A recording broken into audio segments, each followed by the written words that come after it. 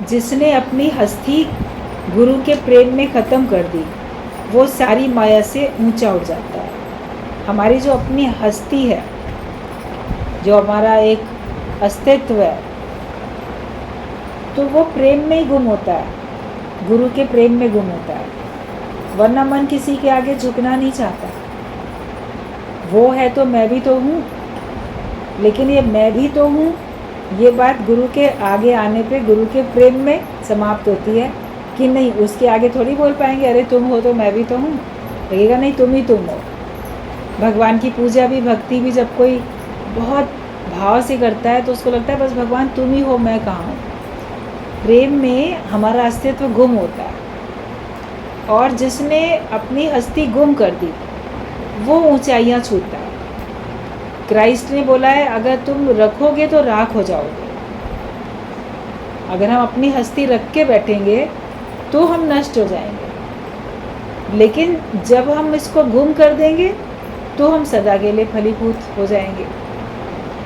तो अपने को मिटाना पड़ता है, मिटने की मंजिल है, बी नथिंग होना, यही हमारी मंजिल है। कुछ बन के नहीं बैठो। मन को बनना पसंद है, कोई कुछ बनाता है तो खुश होते हैं। बच्चा छोटा ही होता है, उसका एक और छोटा भाई बहन आ गया तो अरे अपना तुम भाई बन गए, अब तुम बहन बन गए। अगर भाई एक और आ गया तो अब तुमको भाई मिल गया या अब तुमको बहन मिल गई, तो उसको कुछ बनाएंगे। अब तुम बड़े भाई हो, वो छोटा भाई है, या तुम बड़ी बहन हो, वो छोटी बहन है, वो छोटा भाई है। तो तभी से बनाना शुरू हो जाता है। फिर थोड़ा और बड़ा होता है तो संबंधियों के यहाँ कहीं कहीं कुछ होता है, तो कुछ कुछ और रिश्ते बनते जाते हैं, और बड़े हो जाते हैं तो अब तुम चाचा बन गए, अब तुम देवर बन गए, अब तुम ये हो गए। तो ऐसे होता है। स्त्री भी बोलती है चलो पहले बेटी थी, अब पत्नी बन गई, अब माँ बन गई, अब भाभी बन गई किसी की, अब ये बन गई, अब वो बन गई। कितने लेवल लगते जाते हैं, बनते हैं ना, बनने में खुशी होती है। फिर उसके अपने बच्चों की शादी हो जाती है, फिर सोचती है मैं दादी कब बनूंगी, दादी क्यों नहीं बन रही हूँ मैं। मतलब बनने में, और उसको लगता है मैं बन जाऊँ, उसको ज़्यादा प्रॉब्लम होती है कि मैं दादी अभी तक क्यों नहीं बन पा रही हूँ। जो बेटा बहू है उनको चाहे इतनी प्रॉब्लम ना भी हो, उसे ज़्यादा होती है, मैं नानी नहीं बन रही अभी। फिर बन गई, अरे मैं तो बहुत, अब नानी बन गई, अब दादी बन गई, तो बनने में खुशी हुई।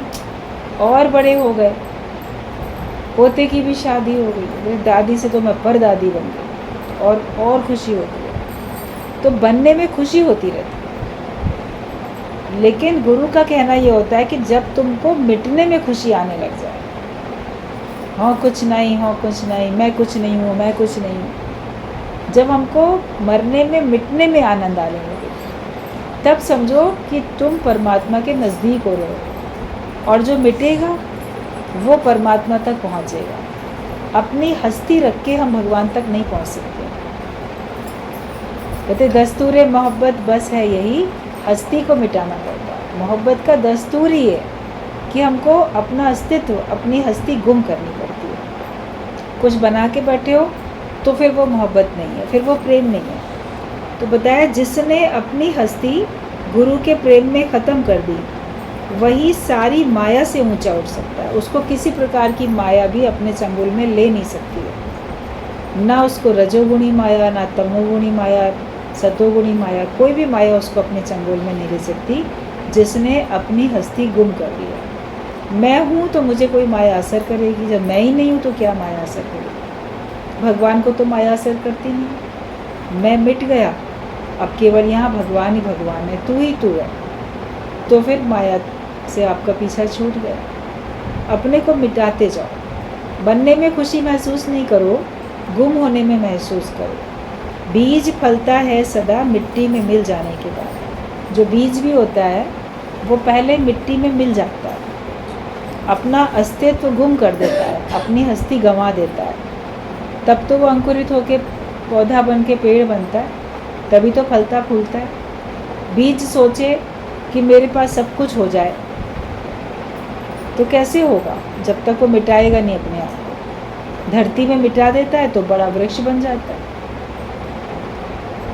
पेड़ होता है, उसकी कितनी बड़ी बड़ी डालियाँ, शाखाएं, टहनियाँ, पत्ते, फल, फूल सब होते हैं, कितनी घनी छाया भी होती है, सब होते हैं। एक बहुत घना पेड़ था, अब उसकी एक डाली छोटी सी टूटी और उसमें फल लगा हुआ था। कभी होता है ना, फल सही टूट जाती है, तो वो फल जो है ज़मीन में गिरा। धीरे धीरे वो डाली भी सूख गई। तो फल सोचने लगा कि चलो पेड़ से अलग हो गया, वो डाली तो है ना मेरे पास, लेकिन वो डाली कब तक रहेगी, वो तो सूख जाएगी। फिर वो फल भी सूखने लगा, उसका बाहर से रंग रूप रस सब कुछ उसका समाप्त हो गया। वो एक बीज की तरीके से हो गया। अब वो पेड़ से कहे तुम्हारा ही तो अंश हूँ, थोड़ी अपनी एक आध डाली मेरे को दे दो, कुछ पत्ते मुझे दे दो, अब तो मेरे पास कुछ भी नहीं रहा। तो पेड़ ने कहा कि तुम मेरा ही अंश हो और मैं तुम्हें कुछ दूंगा भी तो भी वो नष्ट हो जाएगा, तुम उसको संभाल ही नहीं पाओगे, तुम उसको रख ही नहीं पाओगे। अगर तुम चाहते हो कि तुम्हारे पास सब कुछ हो तो तुम्हें बस एक काम करना पड़ेगा कि जहाँ तुम पड़े हो वहाँ से तुम धरती के अंदर चले जाओ, मिट्टी में चले जाओ, उसी में ऐसे अंदर गहराई में चले जाओ, कोई तुम्हें देख भी ना पाए, जान भी ना पाए, और तुम मिट जाओ, तब तुमको सब कुछ मिलेगा।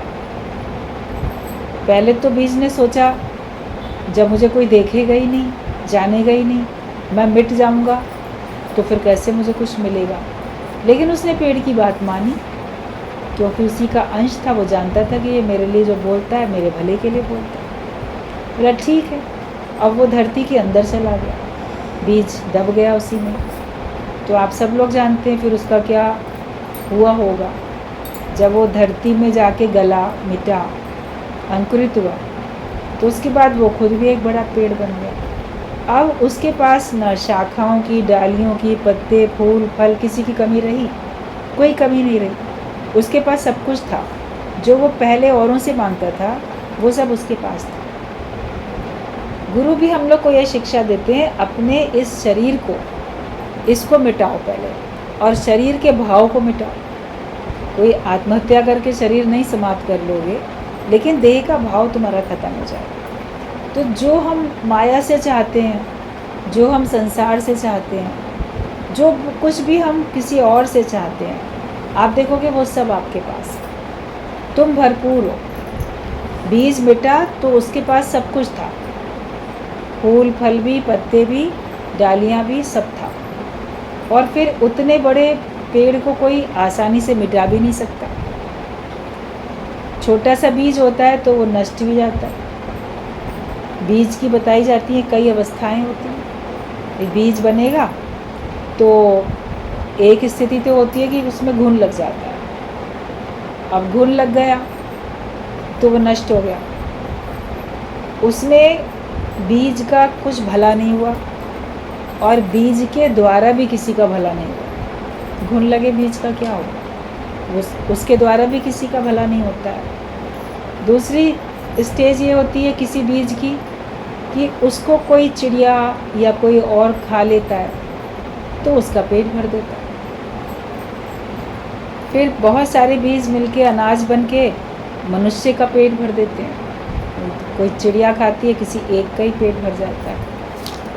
फिर चक्की में पिस के सामूहिक तौर पे जब इकट्ठे अनाज पिस जाते हैं, देखो गेहूं का दाना दाना पिस के या और चीज़, तो वो मनुष्य का पेट भरता है, उसको पौष्टिकता देता है। पशु पक्षियों को भी पेट भरेगा, मनुष्य का भी पेट भरेगा। तो वो बीज की सार्थकता होती है कि वो देता है। लेकिन एक बीज ऐसा होता है जो कि धरती में जाके अपने को मिटा के फिर अपने जैसे अनेक बीज देता है और कई साल तक देता रहता है। वो तो बीज एक ही बार पिसा चक्की में और ख़त्म हो गया, आगे नहीं वो और ज़्यादा बीज बना पाया।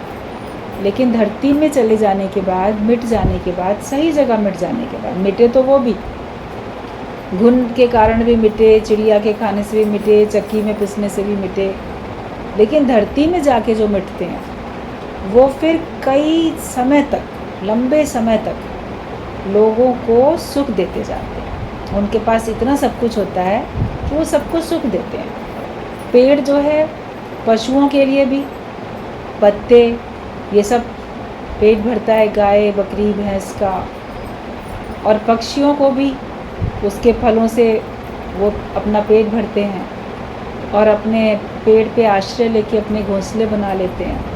उनको भी शरण देता है। पशुओं को भी छाया भी मिल जाती है, मनुष्य को भी छाया मिल जाती है। लकड़ी से भी कितने सारे काम होते हैं। आपके घर में देखो लकड़ी का कितना सारा सब कुछ सामान है। कहीं ऐसा है कि लकड़ी ना हो घर में? होगी, कहीं ना कहीं ज़रूर होगी। रसोई में भी आपका चकला बेलन होगा, कहीं कुछ होगा, लकड़ी होती ही होती है। तो सब खिड़की दरवाजे क्या क्या सब होते हैं, तो सब कहाँ से आते हैं? पेड़ों से ही तो आते हैं।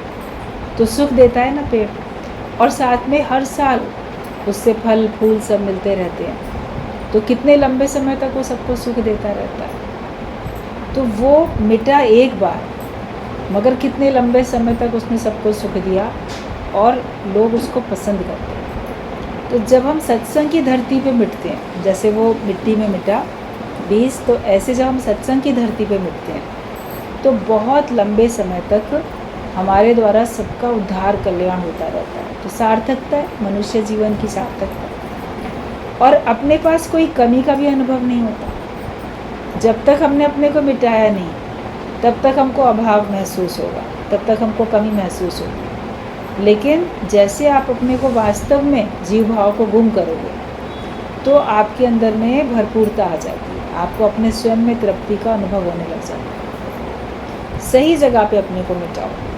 घर गृहस्थ में भी लोग मिटा ही रहे हैं, मिट के ही चलते हैं। संसार में, घर में रहना, माया में रहना, कॉम्प्रोमाइज़ करना, सब लोग आप लोग देख कर आए और औरों का भी जीवन देख ही रहे हो। वहाँ भी मिटना ही पड़ता है, वरना आपके रिश्ते नाते नहीं चल पाते। आपको हर एक के आगे झुकना पड़ता है, वरना कोई आपका काम नहीं करेगा। सर्वेंट भी आपके काम नहीं करेंगे, उनसे भी आपको मर के मिट के ही बात करनी पड़ती है। भले वो शरीर से सेवा करते हैं, आप उनकी धन से सेवा करते हो, उसके बावजूद भी, क्योंकि वो लोग ये जानते हैं कि इनको हमारी गरज पड़ी है। ये लोग अपने आप से नहीं कर सकते, तभी तो हमको लगाया है। तो वो अपना इस बात में अपने को श्रेष्ठ मान के चलते हैं। ये नहीं कि उनको ज़रूरत है। अभी आजकल के समय में सबकी इतनी बिजी लाइफ है।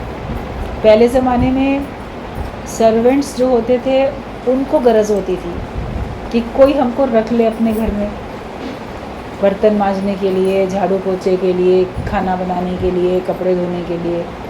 तो उनकी गरज होती थी महिलाओं की या पुरुषों की, और तब उनको कम काम मिलता था क्योंकि जॉइंट फैमिली होती थी और सब लोग प्रेम से अपने घर का काम करने में सुख महसूस करते थे। घर का काम करने में कोई छोटापन महसूस नहीं करते थे। अभी तो प्रेस्टीज इशू है। अरे घर के काम हम खुद करेंगे क्या? लोग क्या कहेंगे?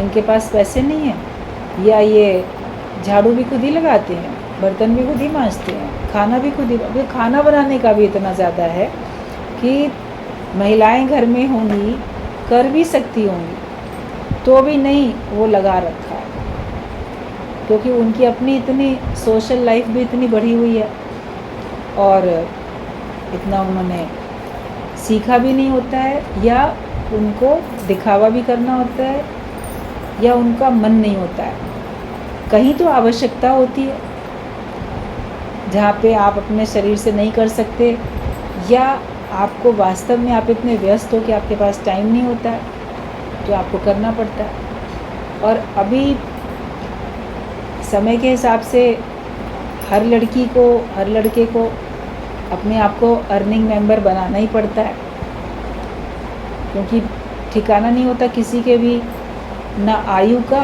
और ना किसी के मन का। कौन कब तक साथ देगा, तो डिपेंड आप फाइनेंशियली डिपेंड किसी के ऊपर नहीं रहोगे, नहीं रहना चाहते हो। इसलिए हर लड़की ज़रूर नौकरी करती है। अब जब वो घर से बाहर निकल के चली जाएगी तो घर का काम कौन करेगा? उसके पास टाइम नहीं है, तो उसको फिर इन सब की हेल्प लेनी पड़ती है। उस वजह से अभी इन सब लोगों का ज़माना, लोग जाएंगे घर से बाहर, घर के लोग, और उन लोग को घर में काम करने के लिए मिलेगा मौका। तो वो जानते हैं कि ये लोग को हमारी ज़रूरत है, हमें अब इनकी ज़रूरत नहीं है, इनको हमारी ज़रूरत है। तो इसलिए उनके साथ भी हर एक को मर के मिट के ही बात करनी पड़ती है। जैसा काम करें, गंदा काम करें, खाना आपका स्वाद का बनाए ना बनाए, कपड़े आपके हिसाब से धोएं ना धोएं, झाड़ू पोछा भी ठीक से करें ना करें, आपको देख के भी अनदेखा करना पड़ता है। कभी टोकोगे, कभी नहीं भी टोकोगे। तो उनका है, तो मिटना तो संसार में भी पड़ता है। ऑफिस में जाओगे, प्राइवेट नौकरी है, तो वहाँ पे आपको मर के मिट के अपने बॉस के आगे रहना पड़ेगा। सरकारी नौकरी है तो भी अभी तो सब लोग शिकायत करेंगे आपकी, ये टाइम पे अपनी सीट पे नहीं बैठता, काम नहीं करता। तो हर जगह कॉम्प्रोमाइज़ करना पड़ता है, मरना मिटना पड़ता है। माया में भी जीना कोई सरल नहीं है, कठिनाई है। तो सत्संग में अगर अपने को मिटा दो, और अच्छी बात ये होती है कि सत्संग में मिटने में हमको मिटना महसूस नहीं होता, क्योंकि प्रेम होता है। प्रेम में हम बोलेंगे अरे मैं तो मर गया, मैं तो मिट गया, तो उस मरने मिटने में तकलीफ़ थोड़ी है, उस मरने मिटने में खुशी है। और जो ऐसे मिटेगा वो महानता को प्राप्त होएगा और माया से ऊंचा उठेगा। बीज धरती में पड़ा है, कोई भी उसको मिटा के चला जाएगा, लेकिन जब वो बड़ा पेड़ बन गया तो कौन उसको मिटा पाएगा? पक्षी उसको खा के ख़त्म नहीं कर सकता। छोटा होता है पौधा तो भले उसको हेज लगानी पड़ती है चारों तरफ सुरक्षा के लिए, बड़ा हो जाता है तो उसी पेड़ से वही गाय बकरी बांध भी दी जाती है। जिन गाय बकरी से उसको बचाया जाता था कि ऐसे खा ना जाए, तो वो इतना बड़ा हो गया है, अब वो उसको नहीं खा सकती, नष्ट नहीं कर सकती। तो जब आप सत्संग की धरती में ज्ञान में अपने को मिटा देते हो तो माया से भी ऊंचे उठ जाते हो। कोई भी माया आपको अपने चंगुल में ले नहीं सकती है। तो जैसे बीज फलता है सदा मिट्टी में मिल जाने के बाद, ऐसे ही तुम भी फलीभूत हो जाओगे सत्संग की धरती में मिट जाने के बाद। ये जन्म तुम्हारे लेखे, ये अपने अंदर में संकल्प करो, प्रभु ये जन्म तुम्हारे लेखे, ये जन्म मैंने अब भगवान तुमको दे दिया, तुम्हारे निमित्त खर्च करूँगा और तुम्हारी ही प्राप्ति के लिए यत्न करूँगा। माया को पाने के लिए यत्न नहीं करेंगे। ये सोचो भगवान ने मुझे दुनिया में भेजा है भगवान की प्राप्ति के लिए, ज्ञान की प्राप्ति के लिए, मुझे माया के लिए नहीं भेजा। इसलिए मैं माया की तरफ ना जाके मेरा जो रास्ता है भगवान की तरफ होगा। मेरी मंजिल ज्ञान है, मेरी मंजिल भगवान है, मेरी मंजिल माया नहीं है, सांसारिक सुख नहीं है। तो ये जन्म तुम्हारे लेखे, देने में ही लेना समाया पड़ा, देने में ही लेना समाया पड़ा।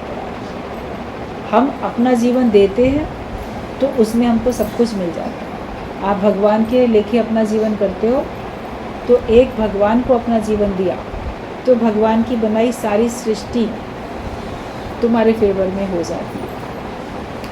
और बस ये हमें करना है कि हमको डिक्लेयर कर देना है, मेरे तो गिरधर गोपाल दूसरा नहीं। जैसे कल भी भजन आप लोग सुन रहे थे ना कि भगवान इतना हक दो कि हम दुनिया से कह सकें कि हम तुम्हारे हैं।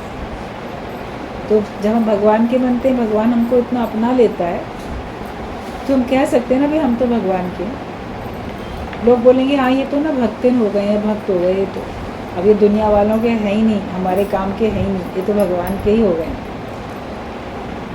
तो जो ऐसा डिक्लेयर करता है कि मेरा जीवन प्रभु तेरे लेखे, तो उसका जीवन भगवान संभालते हैं, संवारते भी हैं उसका जीवन। तो देने में लेना समाया, अपना जीवन दोगे भगवान को तो तुमको सब कुछ मिलेगा। और सभी कुछ देते चलो, जो कुछ तुम्हारे पास है वो सभी कुछ तुम देते चले जाओ। इतनी अच्छी समझ है, अनुभव है, ज्ञान है, सब दूसरों को देते जाओ। गुरु वचनों पर ही मर मिटना। मरना मिटना शरीर से नहीं है, लेकिन गुरु के वचनों पे मरना मिटना, मतलब आज्ञा में चलना। जो ज्ञान सुनते हैं उस ज्ञान के अनुरूप अपना जीवन बनाओ। एक एक दिन जो हम ज्ञान सुन रहे हैं, एक एक दिन जो बात हमको सुनाई जाती है, समझाई जाती है, उसको उसी दिन अपने जीवन में उतारो। कल के लिए कोई और नया वचन मिलेगा, अगले दिन के लिए कुछ और मिलेगा। रोज़ का लेसन बच्चे याद करते रहते हैं ना, तो फाइनल एग्ज़ाम में उनको दिक्कत नहीं होती है सारा दोहराने में। हर दिन का होमवर्क उसी दिन करना पड़ता है, क्लास वर्क उसी दिन क्लास में करना पड़ता है। तो जो रोज़ के वचन हैं उसको उसी दिन अपने जीवन में उतारना पड़ता है। कोई चीज़ ये नहीं कि हम कल से करेंगे, बाद में करेंगे। कल से क्यों करोगे, आज से क्यों नहीं? आज क्या प्रॉब्लम है? आज अगर आपको लगता है फुर्सत नहीं है, तो कल भी तो फुर्सत नहीं होगी। कल कोई और समस्या होगी, परसों कोई और समस्या होगी। इससे अच्छा आप ज्ञान के वचनों को, गुरु के वचनों को मानते चलो। गुरु को यस और मन को नो करते चलो। तो हमें गुरुमुख बनना है, गुरु के मुख के सम्मुख बैठना है और हमारे मुख से गुरु की बात चले, ज्ञान ही हमारे मुख से निकले।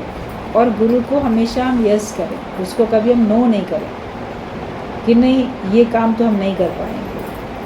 वो आपने कहा है तो कर लो। विवेकानंद ने बोला है कि अगर तुम्हारा गुरु तुमसे कहे नदी में कूद जाओ, पानी में कूद जाओ, तो जैसे वो कहे तुम तुरंत छलांग लगा दो और कूद जाओ। और कूदने के बाद सोचना कि मुझे तैरना तो आता ही नहीं, अब मैं क्या करूँ। पहले से नहीं बोलो कैसे कूद जाएं गुरुजी, हमें पानी में तो डर लगता है, हमें तो तैरना आता ही नहीं है, हम क्यों कूद जाएं। किसी और को बोलो क्या करना है वहाँ पे पानी में जाके। इतनी सारी लोग पूछेंगे ना, जिसको तैरना नहीं आता होगा उससे कोई कहे जाओ नदी में कूद जाओ, वो कूदेगा? तो बोला अरे नहीं, डूब जाऊँगा, मर जाऊँगा। मतलब विवेकानंद का कहने का यह था कि इतना तुम्हारे ऊपर विश्वास होना चाहिए कि गुरु ने जो कहा है वो मैं कर सकूं, असंभव को भी मैं संभव बना सकूं। फिर जो होगा देखा जाएगा। ऐसा नहीं है कि गुरु आपको कोई ऐसी आज्ञा दे देगा जिससे आपका नुकसान हो। शिष्यों की और भक्तों की भी तो ज़रूरत होती है ना भगवान को, गुरु को। तुमको ऐसे दुनिया से जाने थोड़ी देंगे, तुम्हारे प्राण थोड़ी हरण कर लेंगे, लेकिन ये कि हम आज्ञा मान सकें। गुरु नानक देव ने कहा मुर्दा खाओ, कितना असंभव काम था। आपसे कोई कहे कहीं ऐसे जाओ और पूरा कोई डेड बॉडी पड़ी हो, उसके ऊपर सर से लेकर पैर तक एक पूरा चादर ढकी हुई हो, और कोई कहे ये मुर्दा खा लो, तो कोई क्या खा सकता है? कल्पना भी नहीं कर सकता कोई कि हम ऐसे मनुष्य होके हम किसी मुर्दे को यूं ही ऐसे खा लेंगे। कोई जानवर थोड़ी है जो खा लेंगे मुर्दे को। तो सब लोग तो जो थे नहीं हिम्मत कर पाए। बाबा बुढ़ा जो था शिष्य तो था, मगर वो भी सोच में पड़ गया, इधर चक्कर लगाएगा कैसे मुर्दा खाऊं, चादर यहाँ से उठाऊं कि वहाँ से उठाऊं। लहना आया, जैसे ही कहा गुरु ने मुर्दा खाओ, उसने तुरंत चादर हटा दी। गुरु कह रहा है मुर्दा खाओ तो मैं खा लेता हूँ, चबा लूँगा, खा लूँगा। तो जब चादर हटाई देखा तो वहाँ कोई डेड बॉडी नहीं थी, वहाँ पे तो कड़ा प्रसाद रखा हुआ था, हलवा रखा इस ढंग से था कि लगे कि कोई ऐसे डेड बॉडी रखी। गुरु ने परीक्षा लेने के लिए कहा ना कि इतना भी मन को कौन मोड़ सकता है, कितनी असंभव बात है। मगर ग्रंथों में ये बात आती है ना, सुनते हो। किसी ने कहा तो किसी ने इस हद तक भी माना तो सही ना, तो आज दिन तक तो उसका नाम है। तभी तो लहड़े कोई तो गुरु के बाद गद्दी मिली। पहले ज़माने में योग्यता के हिसाब से गद्दी मिलती थी। अभी तो दादाजी ने सबको बोल दिया कि सुनाओ, तो जो जो जहाँ सुनाता है तो लोग उसमें गुरु की भावना रखते हैं, वो भी अपने को गुरु मान के बैठ जाता है। फिर उसमें भी कमियां तो होती हैं, अगर वो अपनी कमियां दूर नहीं करेगा तो अधूरा रहेगा, तो दूसरों को भी अधूरा बनाएगा। जो जहाँ तक खड़ा है दूसरे को वहीं तक तो बनाएगा ना। लेकिन पहले हर एक को अधिकार नहीं होता था। अभी तो ज्ञान सब तरफ फैल जाए, सबके अंदर ज्ञान पक्का हो जाए, और सुनाने में भी तुम्हारा पक्का हो रहा है, तुम्हारा सुनना हो रहा है, तुम इसी में रहो। सुनत कहत रहत गत पावे में, सुन के बाद कहो इसलिए बोला गया, तभी रहनी भी बनेगी। लेकिन कहने तक सीमित होके नहीं बैठ जाओ, बस सुन लिया और कह दिया, और कहने के बाद रहनी हमने बनाई नहीं। पहले तो गुरु देखते थे कि वाकई जो उतनी उच्च कोटि का बन चुका है, उतना योग्य है, जिसके ऊपर इतना सबकी जिम्मेदारी का भार सौंपा जा सके, तब उसको एक को गद्दी मिलती थी। अभी हर एक के पास अपनी अपनी गद्दी, कोई कमी नहीं किसी के पास भी, लेकिन अपने से मेहनत बहुत करनी पड़ेगी। केवल किस्सा कुर्सी का लेके कुर्सी मिल गई और बैठ गया, वो नहीं होगा। मेहनत तो आपको करनी पड़ेगी ना। बिना मेहनत के आप मुक्त नहीं हो पाओगे, बिना मेहनत के आपका योग नहीं लगेगा। बार बार दुनिया में आना जाना पड़ेगा अगर आप अपने से सच्चे नहीं बनोगे तो पहले गुरु देखते थे कि इस हद तक कोई मन को मोड़ सकता है क्या। जो मोड़ पाया उसको अपनाया गुरु ने, वो फिर गुरु अंगद देव के नाम से गद्दी पर बैठा भी। तो असंभव को भी हम संभव कर सकें, इतना हम गुरु के वचनों पे मर मिट जाएं कि जो होगा तो गुरु को यस करते चलो, इतना हद तक भी हम यस कर सकें। और मन को नो करो। मन बोलेगा नहीं नहीं तुम ये काम नहीं कर सकते, या तुम ऐसा मत करो। अक्सर मनुष्य मन के हिसाब से चलता है, जैसा जिसका मन होता है वैसे करता है।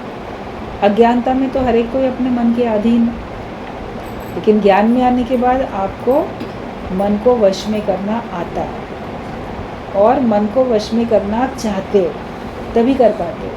अगर आप अपने मन को वश में नहीं करना चाहोगे तो आप मन को वश में कभी भी नहीं कर पाओगे। जब हमें खुद ये आवश्यकता लगती है कि जब तक मैंने अपने मन को मोड़ा नहीं, मन को वश में किया नहीं, तब तक मेरा सत्संग में आना सफल नहीं होगा, ज्ञान सुनना सफल नहीं होगा। तो इसके लिए हमें अपने मन को मोड़ना ही मोड़ना है। तो गुरु को यस और मन को नो करो। मन जो कहे ऐसा होगा वैसा होगा, तो मन को तुम नो करते चले जाओ। तो हम अपने आप को गुरुवान बनाते चले जाएं। सेठ कहे सागर का पानी मीठा, तो भी कहिए हाँ जी। मतलब कि अगर तुमको गुरु कहे कि समुद्र का पानी मीठा होता है, बोलो हाँ जी मीठा होता है। आप बोलोगे कैसे हाँ कह दें, हमने तो चख के देखा था, वो तो बड़ा खारा था, बड़ा नमकीन पानी था, इसको मीठा कैसे कह दें। लेकिन उतना तो मन को मोड़ सको, शब्द ही तो है, मीठा कहो या खारा कहो, नमकीन कहो, हम ही लोगों ने तो बनाया है ना। इसमें मिठास है तो मीठा शब्द भी तो हम ही ने दिया ना उसको हम नमक भी तो बोल सकते थे ना। ये शब्द किसने बताए हैं किसको? मनुष्यों ने ही रखे, और हर भाषा में अलग अलग कुछ बोला जाता है। एक बार एक राजा के पास उसका मंत्री था, तो वो सत्संग में जाता था, तो टाइम से दरबार में आता भी था, ज्ञानवान था। कभी लेट हो गया, राजा ने पूछा क्या बात है तुम लेट क्यों हो गए? बोला आज थोड़ा प्रसंग कुछ ऐसा चला और गुरु की कुछ आज्ञा थी, तो मैं उसको करते हुए आया तो थोड़ा लेट हो गया। लेकिन कोई बात नहीं। तो वो काम तो बहुत अच्छा करता था। राजा ने कहा कि मैं भी तुम्हारे गुरु के पास चलना चाहता हूँ, तुम सत्संग में जाते हो, मैं भी तुम्हारे पास चलना चाहता हूँ, तुम्हारे साथ गुरु के पास मैं भी जाना चाहता हूँ, मुझे भी लेके चलो, तो देखें तुम्हारा गुरु कैसा है, क्या सुनाता है, क्या करता है। मतलब राजा को लगा कि राज दरबार में टाइम से आने के बजाय भी जो ये कार्य करते हुए आखिरकार इसका गुरु उसको ऐसा क्या बताता करता है, क्या समझाता है। मतलब मैं देखने चलूँगा। बोला ठीक बात है, आप चले चलिएगा। एक दिन फिर लेके चला राजा को, तो राजा को चला लेके गुरु से मिलवाने के लिए। वहाँ पहुँचे तो गुरु कहता है कि जैसे बातचीत हुई, तो गुरु ने कहा कि आज कौन सा दिन है? तो उसने कहा कि आज शनिवार है। मतलब कल कौन सा दिन आएगा? मतलब कल तो रविवार आएगा, इतवार आएगा कल। बोला कल इतवार होगा, नहीं कल सोमवार होगा। ये बोला, गुरु बोलता है नहीं कल तो सोमवार आएगा। तो राजा सोचने लगा कि जब ये सारी दुनिया जानती है शनिवार के बाद रविवार आता है, तो ये क्यों बोल रहा है सोमवार आता है। बोला नहीं कल रविवार होगा, नहीं कल सोमवार होगा। तो वो जो था उस समय कुछ बोला नहीं राजा। जब वापस आया कहता है तुम्हारे गुरु को इतने भी दुनिया की नहीं अकल है कि शनिवार के बाद रविवार आता है, और तुम कह रहे हो कि सोमवार, वो कह रहा सोमवार आएगा। तो जो इतना भी नहीं जानता है तो वो और ज्ञान क्या बताता होगा। इसलिए मुझे तो अब दोबारा वहाँ जाना नहीं, गया नहीं वो। फिर अगले दिन मंत्री ने कहा गुरु से कि आज तो राजा नहीं आए क्योंकि ये उनको बात नहीं समझ में आई। तब गुरु ने कहा कि वो आया ही आजमाने के लिए था, तो हमने देखना चाहा कि ये मन को मोड़ सकता है कि नहीं मोड़ सकता है। भाई इतवार सोमवार नाम तो हम ही ने रखे हैं ना, दिन के नाम तो हम ही ने रखे हैं। तो दिन तो वैसे ही निकलेगा, सूर्य वैसे ही निकलेगा। हम उसको रविवार बोलें, सोमवार बोलें, मंगलवार बोलें, जो भी बोलें, दिन तो वैसे ही सवेरे निकलता है, वैसे ही शाम होता है। हमने उनके नाम रख दिए, ये दिन में ये करना है, वो दिन में ये करना है, तो नाम तो हमने रखे ना। सूर्य तो वैसे ही रोज़ उगता है, वैसे अस्त हो जाता है। तो ये सब तो हमारे ही बनाए हुए हैं। तो जो हमारी ही बनाई हुई चीज़ को नहीं तोड़ सकता, नहीं समझ सकता, तो भगवान की बनाई हुई चीज़ को कैसे समझेगा। और फिर देखो, कभी मान लो आप अपने देश में रहते हो, मान लो आप इंडिया में, अपने देश में, भारतवर्ष में आप रहते हो, तो यहाँ पे आज के बाद अगला दिन ये आएगा। लेकिन अगर आप बाय एयर चले जाओ और यहाँ से आप मान लो अमेरिका जाओ, कहीं जाओ, तो वहाँ पर आज यहाँ पे आपको संडे लगा, तो वहाँ पे पहुँचोगे तो बोलोगे अगला दिन तो फिर ये होना चाहिए था, मंडे होना चाहिए था अगला दिन।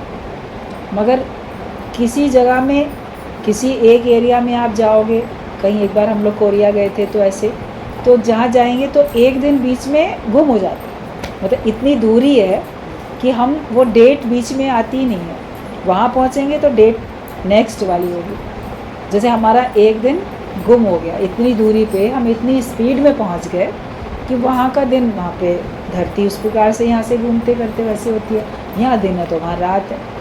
और जब वापस लौटेंगे तो आप बोलोगे जिस डेट को मैं वहाँ से चला था, एक दिन के बाद आया हूँ, तो भी यहाँ वही डेट चल रही है, क्योंकि वो जो हमारा दिन खो गया था वो वापस अब हमको मिल गया जाके। तो इतवार के बाद सोमवार आए या शनिवार के बाद सोमवार आ जाएगा। आप शनिवार को घर से यहाँ से चले हो तो आपको इतवार बीच में मिलेगा ही नहीं, आपको सीधा सीधा सोमवार मिलेगा। और वहाँ पे आप सोमवार को चले हो तो आप देखो कि मंगल आया ही नहीं, आपको वापस आया तो फिर सोमवार ही मिलेगा यहाँ पे। जब इसी ब्रह्मांड में, इतने बड़े पूरी सृष्टि में जब आप देखो, तो अगर यात्रा हम बहुत लंबी इतनी तेज़ स्पीड में करते हैं तो इस तरह से हमारा हो जाता है, उसको तो मान लेते हैं कि हाँ सही बात है। तब नहीं बोलेंगे नहीं तो मैं तो सो भी गया था, उठा हूँ तो वही दिन कैसे। गुरु की बात को मानने में कितनी बुद्धि लगाता है व्यक्ति, उसको मान नहीं पाता। तो मन को नो करना, जब तक हम अपने मन को नो करना नहीं सीखेंगे तब तक गुरु की बात को यस करके ज्ञान में उन्नति नहीं कर पाएंगे। लोग बोलते हैं, गुरु जी को ही बोलते थे, अरे गुरु जी आपको क्या पता कैसे निभाना पड़ता है घर में, कैसे करना पड़ता है, आपको क्या पता। मतलब ये सेंटेंस अक्सर लोग बोल दिया करते थे। तो गुरु जी कहते थे हम ही को पता नहीं है, तुम्ही को पता है ना सारा कुछ, हमको पता नहीं है क्या। जब तुम इस बात के लिए कह रहे हो आपको क्या पता, हाँ बोले हमें सब पता। तुम लोग ज़्यादा अपने को गृहस्थी हो के बहुत ज़्यादा बुद्धिमान होशियार अनुभवी मत समझो। हमारे गुरु ने हमको सब अनुभव दे रखा है और हमें सब पता होता है। जो तुमको भी पता नहीं है हमको वो भी पता होता है। तो हमें कहना है कि सेठ कहे सागर का पानी मीठा, तो भी कहिए हाँ जी, तो भी हाँ बोलो, बोलो हाँ जो आप कह रहे हैं ठीक कह रहे हैं। भगवान सदा तुम्हारे पास हैं, तुम जहाँ भी हो मेरे पास हो, मैं जहाँ भी हूँ तेरे पास हूँ। भगवान हमेशा हमारे साथ होते हैं और ये महसूस करो कि भगवान जहाँ भी है वो मेरे पास है और मैं जहाँ भी हूँ भगवान मेरे पास है। मैं जहाँ हूँ गुरु मेरे पास है, गुरु जहाँ है मैं उसके पास हूँ। तो कोई दूरी नहीं है ना कोई देरी है। जब हम तत्व से जान लेते हैं तो हमको समझ में आता है कि ना कहीं कोई दूरी है ना कहीं कोई देरी है। तो जहाँ भी हैं हम पास में हैं। सदा बसत हम साथ। हमेशा ये ध्यान रखो कि सदा बसत हम साथ, कि हम सदा साथ में ही बस रहे हैं। हमसे भगवान दूर नहीं, भगवान से हम दूर नहीं। वो हर पल हमारे साथ है, लेकिन साथ होते हुए भी हमें पहले उनको खोजना पड़ता है। साथ होते हुए भी हमें उनको प्राप्त करना पड़ता है। हमें ये महसूस करना पड़ता है साथ सदा है, लेकिन हमको तो लगता है ना दूर है। तो जो ये हमारा विचार है कि भगवान दूर है, वो विचार ज्ञान के विचार से दुरुस्त हो जाता है, ठीक हो जाता है कि ये मेरा भ्रम था। ना कोई खोया ना पाया, बस संशय मूल चुकाया। जो संशय था, भ्रम था, वो दूर हो गया। हम दूर समझते थे, लेकिन अब हम दूर नहीं समझते। हम सदा साथ में हैं। जब ये महसूस हो जाएगा सदा साथ में है, तो हमको कभी भी उदासी, अकेलापन कभी महसूस नहीं होगा। लेकिन जब तक हमको तत्व का निश्चय नहीं हुआ, तब तक तो हमारे लिए भगवान पर्दे में ही छिपा हुआ है। तब तक तो उसको पाने के लिए हमको ज्ञान भी पक्का करना है, माया से उपराम भी होना है, अपने को बहुत हर प्रकार की माया से बचाना भी है, अपने को सावधान भी रखना है, और हमको उस एकत्व का अनुभव करना है। हम ही नहीं अनुभव कर पा रहे थे। बोलते घूंघट के पट खोल तुम्हें पिया मिलेंगे। तो घूंघट तो हमारी आँख के ऊपर है ना, वो हम हटाएंगे तो भगवान तो सामने है ही खड़ा हुआ। पर्दा हमारी आँख पे है, उसे हमको हटाना पड़ता है। भगवान छुपा हुआ थोड़ी है, भगवान पर्दे में नहीं है, लेकिन हम समझते थे भगवान छिपा हुआ है, भगवान पर्दे में है। तो हम उस पर्दे को हटाते हैं ज्ञान से, मगर फिर समझ में आता है अज्ञानता का पर्दा तो मेरे ऊपर था, मेरी अकल पे, मेरी आँखों के सामने पर्दा पड़ा हुआ था, और वो मेरा अब ज्ञान से हट गया। तो फिर मैं महसूस कर सकता हूँ कि सदा बसत हम साथ। कभी कभी जब कोई गया लखनऊ से बॉम्बे गीता भगवान के पास, यहाँ से गुरुजी भेजते थे, तो गए तो रहे वहाँ पे, बहुत संग किया, खुश हुए। कोई हफ्ते 10 दिन के लिए, जितने दिन के लिए भी गया, वापस जब लौटने लगे तो जो सत्संगी प्रेमी थे उनको वियोग का जैसे आभास होने लगा कि अब हम जा रहे हैं अपने शहर। अभी गीता भगवान के साथ थे, तो उनकी आंखों में आंसू से आ गए जाने में कि अब तो आज जाना है, ट्रेन का टाइम हो गया, हम लोग जा रहे हैं। तो चलते समय उनकी आँख में से गुरु से बिछड़ने के कि हम छोड़ के जा रहे हैं। अति प्रेम हो जाता है तो थोड़ा भी जाओ तो मन भर आता है कि अरे अब छोड़ के जा रहे हैं। जाने लगे तो गीता भगवान ने उन सबको प्यार से देखा, बोले अरे जाओ, सदा बसत हम साथ, हम सदा साथ में ही बसते हैं। तो आके जब उन्होंने सत्संग में अपना अनुभव बताया, बोले जैसे उन्होंने ये सेंटेंस बोला, सदा बसत हम साथ, तो हम लोग को जैसे अंदर में इतना धीरज आ गया, इतना लगा कि अरे गुरु हमारे संगी तो हैं। फिर सारी ट्रेन में और आते में लगा ही नहीं कि हम अलग हो के आए, वो तो हमेशा हमारे साथ ही साथ। तो जो संत होते हैं, ब्रह्मज्ञानी होते हैं, वो इस बात को हमेशा अनुभव भी करते हैं, दूसरे को अनुभव करा भी देते हैं। एक वाक्य से ही अगले का बेड़ा पार हो जाता है। जब गीता भगवान की पहली पुण्यतिथि पे हम लोग भी गए थे, तब तो शरीर रूप में गीता भगवान नहीं थे, तब और सब लोग थे। फिर हम लोग भी जब वापस आने लगे तो सबकी आंखों में आंसू।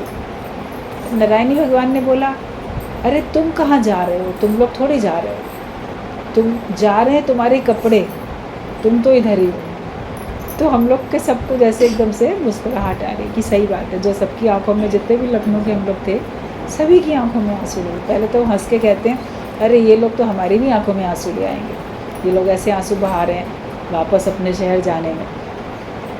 फिर कहा कि तुम तो जा कहाँ रहे हो, तुम तो यहीं हो, जा रहे हैं तुम्हारे कपड़े। ये देह रूपी वस्त्र है, वो ही आना जाना करता है, आत्मा तो कहीं आती ना जाती है। तो हम देखते हैं कि ब्रह्मज्ञानी के मुख से निकला हुआ एक भी शब्द कैसे हम लोग को सबको धीरज देता है, खुशी देता है और हमको अपने स्वरूप में स्थित कर देता है। जो खुद स्थित है वो दूसरे को स्थित कर पाएगा। इसलिए प्रैक्टिस व्हाट यू प्रीच। जो तुम दूसरे को बोलते हो उसका अभ्यास तुम्हें स्वयं निश्चित तौर पे करना ही करना है। सुनाना सरल है, लेकिन उस पर अपना अभ्यास करने में भी तुमको बल लगाना पड़ेगा। तो अपना अभ्यास ज़रूर रखो, उसमें कभी कमी नहीं आनी चाहिए। अपने लक्ष्य पे नज़र रखो, अपने को अनुभवी बनाते जाओ। फिर आप देखोगे कि आप ये महसूस करोगे कि भगवान से बढ़ के कुछ नहीं और भगवान के अतिरिक्त कुछ नहीं। कोई जगह न तुझसे खाली है, तू व्यापक डाली डाली है। जब ये महसूस हो जाएगा तो आप दूसरों को भी ऐसा महसूस करा सकोगे कि सदा बसत हम साथ।